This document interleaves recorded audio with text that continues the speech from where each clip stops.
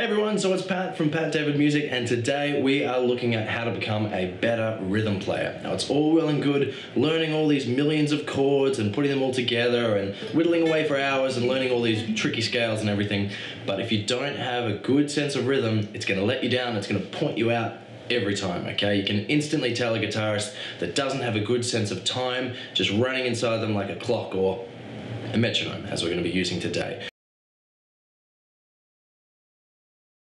So having a really good sense of rhythm is fantastic, and there's nothing quite like hearing a guitarist that can always hear exactly what beat is going on, when to change chords, it's right on time. They don't need a drummer keeping them in time, and they don't need a metronome keeping them in time. They've just got that really good inbuilt sense. It's something that everybody can have, and it just takes a little bit of time. So I'm going to show you how to work on it today, so let's get started. Okay, so let's dive straight into it. So we are going to be talking about a little bit of theory today and a little bit about time signatures. If you want more of an explanation on that I'm going to give you now, go back and check out this whole video on that subject. But we're going to press on, okay? Now, if you ever have seen a piece of sheet music and you've seen a time signature written down, okay, what is it? What's that crazy number? All right, well, the top number is how many beats per bar, and the bottom number is the quality of the beats or the note values or the beat values, whatever way you want to look at it. So top number, how many beats per bar. Bottom number is the type of beats, okay, or the beat value or the note value. So one thing to think about is here we have 4/4. So that means that there's 4 beats per bar, and if the bottom number 4 is what type of beat it is, and it is a crotchet, or other known as a quarter note, okay? So remember in the videos that we've looked at before, we've got a semi-breve, which is this note, which means it lasts for 4. So if you were sort of stamping your foot along with music, 1, 2, 3, 4, okay? You would play a chord once if it was a semi-breve, and it would be that whole bar of 4. It would last 4 counts. So then we've got minims, and all the minim looks like is it's a semi-breve, a circle, with a tail there. And each minim is worth 2 beats. So what that means is in a normal bar, you could play 1, 2, and then on the 3, 3, 4. So you could have 2 minims per bar. Now we're looking at crotchets or quarter notes. So semi-breves are full notes or whole notes. Minims are half notes. Crotchets are quarter notes. So in a bar of 4/4, how many quarters are you going to have? 4, okay? So on every beat, 1, 2, 3, 4, okay? It's just that simple. And the last time division we're going to look at today is quavers. Now in a bar of 4/4, you could have, you've probably guessed it, 8 quavers, okay? So what we're going to be looking at is, instead of dividing the bar up into 4 like all the other 3 bars, we're going to divide it up into 8. So what we're going to do is we're going to have the counts 1, 2, 3, 4, but between every number we're going to have this little plus symbol. Now what that plus symbol means is it means and, or you could think of it as 1, 1.5, 2, 2.5, 3, 3.5, 4, 4.5, okay? So this is going to be a little bit more advanced, and all that it means is we're going to do an up strum. So on every numerical number, like 1 for example, you strum down, and on 1.5, before it gets to 2, you strum up. That's all it means. Let's just dive right into it, okay? So the best thing you can do to become a better rhythm player, hands down, is to get a metronome. If you don't have a metronome but you have access to a computer and speakers, or a phone and speakers, go to this website, Metronome Online. It's a free metronome. You click whatever time you want. It's fantastic. And just move up. Once you can play this with one chord, try different chords, and then of course try different times, see how fast you can go whilst keeping that rhythm. So enough of my rambling, let's just get straight into it, okay? So I'm going to start the metronome. So now that we've got this metronome going, okay, we're just going to get started. It's not a fast metronome, it's not a very slow metronome, it's 50 beats per minute. It's a good pace to begin with, okay? Now, as you can see, we have 4 bars of music. In the first bar, we have a semi-breve chord. In the second bar, we have 2 minims, then we have 4 crotchets, and then we have 8 quavers.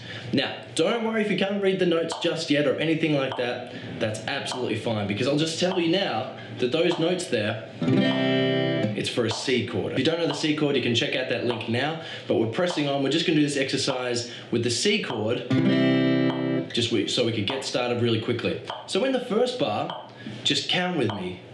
1, 2, 3, 4. So it's a semi-breve, so we're just going to play the chord once. So let's count in. 1, 2, 3, 4. So that would be the first bar. It's just 4 counts, and as you can see, there's only one note in there and it's a semi-breve, so that would be a bar of 4/4 with a semi-breve chord. Now it's going to get a little bit harder. Now we're going to do 2 minims. So what this means is that we're going to come in, we're going to play a chord on the 1, 2, and then another one on the 3, 4. So we'll count in. 1, 2, 3, 4. 1, 2, 3, 4. Just like that. Nice and simple, okay? Now it's going to get a little bit harder. We're just going to go into the next time division. We're going to go into crotchets. So with a crotchet, you play a chord on every numerical value, okay? 1, 2, 3, 4. 1, 2, 3, 4.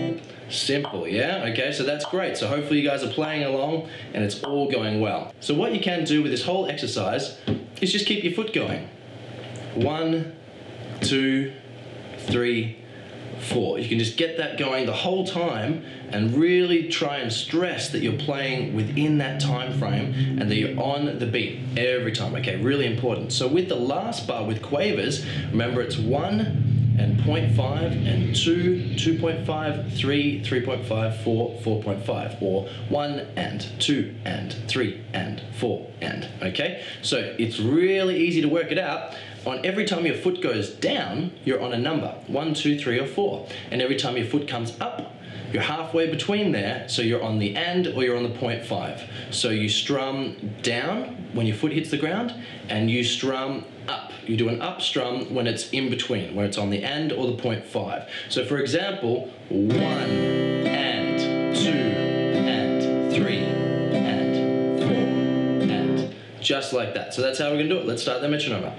So we've got the metronome up again. So just remember, when your foot goes down, you're on the number, and when your foot goes up, you're on the and or the 0.5. So 1 and 2 and 3 and 4 and 1 and 2 and 3 and 4 and just simple like that, okay? Now this was a slow tempo. You could definitely make it harder for yourself. So I'm going to show you really quickly all of it put together. I'm going to give you 1 bar count in. If you've got your guitar, play along with me. We're just playing that C major chord, okay? So we're going to play 1 bar with a semi-breve, then 1 bar with 2 minims, 1 bar with 4 crotchets, and 1 bar with 8 quavers.